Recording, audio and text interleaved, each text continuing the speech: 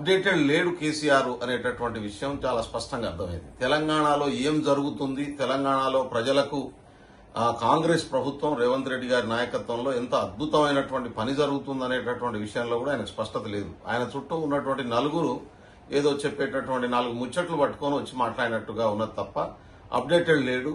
ఆయన మాటలో దమ్ము లేదు, ఆయన కాన్ఫిడెంట్ గా లేడు. రెండోది, ఆయన అసలు బయట జరుగుతున్నటువంటి పరిస్థితుల పట్ల కూడా అవగాహన ఉన్నట్టుగా లేదు. ఎవరో ఒకరిద్దరు చెప్పేటటువంటి మాటలు పట్టుకొని మాట్లాడుతున్నట్టుగా ఉంది. ఇవాళ తెలంగాణ రాష్ట్రాన్ని ఇచ్చింది కాంగ్రెస్ పార్టీ, సన్న బియ్యం ఇస్తున్నటువంటిది కాంగ్రెస్ పార్టీ. నువ్వు అంటా ఉన్నావు మహిళలకు ఇచ్చినటువంటి బస్సు పథకం ఫెయిల్ అయిందా? మహిళలు చెప్తారు, బయటికి పోతే బస్సులో తిరుగుతున్నటువంటి పేద మహిళలు చెప్తారు. ఆర్టీసీని నిండా ముంచేసి ఆర్టీసీ సంస్థను లేకుండా చేద్దామని కుట్ర చేసి ఆర్టీసీ సంఘాలని రద్దు చేసి ఇవాళ ఆర్టీసీని క్లోజ్ చేసి భూములను అమ్ముకుందామని చూసింది మీరు కదా. ఇవాళ దాన్ని కాపాడి ఇవాళ ఆర్టీసీ సంస్థ ద్వారా మహిళలు ఆర్థికంగా బలోపేతం కావడమే కాకుండా ఇవాళ ఆర్టీసీ సంస్థలో ఉద్యోగాలు, కొత్త బస్సులు కొనేటటువంటి పరిస్థితి వచ్చింది. కనబడదా? పచ్చ కామెరలోనికి లోకమంతా పచ్చగానే ఉంటదట. ఇప్పుడు పచ్చ కామెరల రోగంతో బాధపడుతున్నట్టుగా ఉంది తప్ప ఇంకోటి లేదు. దాంట్లో అయితే అట్లా అనిపిస్తట్లేదు నాకు.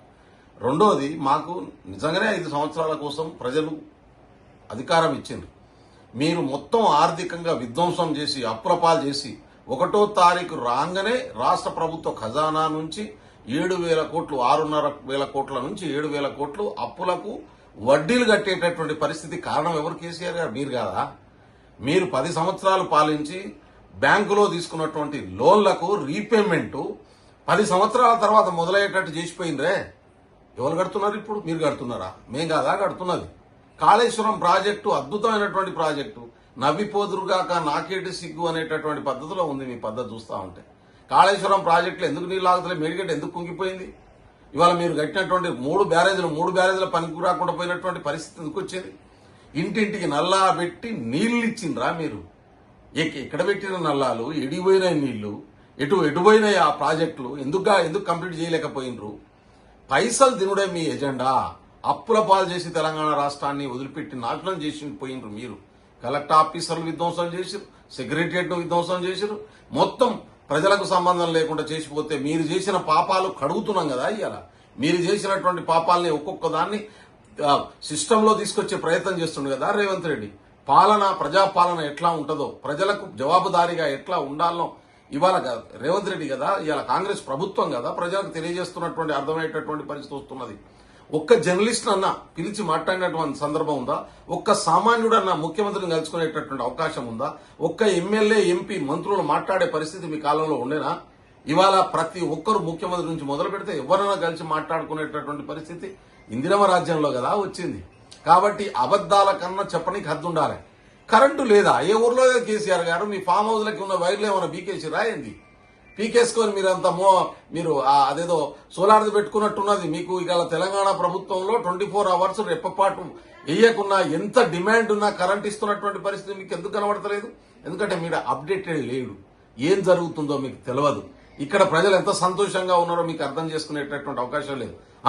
మేము ఇచ్చినటువంటి హామీలు 400 హామీలు 5 సంవత్సరాల కోసం ఇచ్చినాం. అన్ని హామీల్ని అమలు చేస్తాం. మీ లెక్క దళితుని ముఖ్యమంత్రి చేస్తా అని 14 సంవత్సరాలు చెప్పి ముఖ్యమంత్రి కుర్చీ రాగానే దళితును పక్కన పడేసి మేమే ముఖ్యమంత్రి అయినటువంటి పద్ధతిలో మేము పనిచేయం. ఇవాళ మీరు ఇచ్చిన గొర్రెలు ఇచ్చినాం అంటున్నారు. అరే, ఒక్క బైక్ మీద 123 గొర్రెలు పోయినాయి. ఇంత పెద్ద స్కామ్ చేసిన మీరు, గొర్రెల స్కామ్. ఇవాళ కాళేశ్వరంలో మీరు పెట్టేటువంటి ఎండీ మీద ఏసీబీ రైడ్ జరిగితే 100,000 కోట్ల ఆస్తులు బయటకు వస్తున్నటువంటి పరిస్థితి ఉంది. కాబట్టి ప్రజల సొమ్మును దోసుకున్నది మీరు. ఇవాళ మొత్తం ప్రజా సొమ్మును గడిలకు మార్చుకున్నది మీరు. మీ సొంత ఫామ్ హౌజులు పెంచుకోవడం కోసం ప్రయత్నం చేసింది మీరు. కాబట్టి మీ లెక్క అందరు చేయాలని అనుకోవట్లేదు. బదనాం చేయడమే మీ పని. మీరు ఇక్కడ శాతగాక మీ కొడుకు తీసుకుపోయి దుబాయ్లో యూట్యూబ్ ఛానళ్లు పెట్టిస్తున్నటువంటి పరిస్థితి ఉంది. ఎందుకంటే తప్పుడు ప్రచారం చేయడమే మీ ఎజెండాగా పెట్టుకున్నటువంటి పరిస్థితి ఉంది. కాబట్టి ఎన్ని ప్రయత్నాలన్నా చేయండి, నడిచిటోని కాళ్లకు దుమ్మంటుకుంటది. మేము నడుచుకుంటూనే పోతాం. మేము చేసే పనిలో ఎక్కడైనా తప్పులు జరిగితే వాటిని సరి చేసుకుంటూ పోతాం. ప్రజలకు ఇచ్చినటువంటి వాగ్దానాల్ని అమలు చేస్తాం. కానీ నాకైతే క్లారిటీ వచ్చేసింది.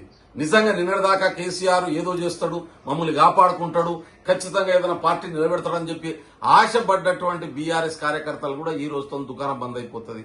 రేపటి నుంచి కనబడే పరిస్థితి ఉండదు. మరింత నిరుత్సాహానికి గురి అయి కేసీఆర్ మీద ఉన్నటువంటి హామీలు హోప్స్ కూడా పోయినటువంటి పరిస్థితి. ఆయన బాడీ లాంగ్వేజ్ కానీ, ఆయన నడిచే పద్ధతి కానీ, ఆయన మాట్లాడే పద్ధతి కానీ ఆ ఉన్నటువంటి పాత కేసీఆర్ లెక్క ఉంటాడేమో అనుకున్నారు. నిజంగా అప్డేటెడ్ లేడు. ఇన్ఫర్మేషన్ కూడా పూర్తిగా లేదు. ఏదో నలుగురు చెప్పేటటువంటి దాని మీద డిపెండ్ అవుతుండ అనేటటువంటి విషయం చాలా స్పష్టంగా అర్థమైపోయింది. టీఆర్ఎస్ కార్యకర్తలకైతే నమ్మకం పోయిందనేది చాలా స్పష్టంగా అర్థమైపోయింది నాకు. నమస్కారం.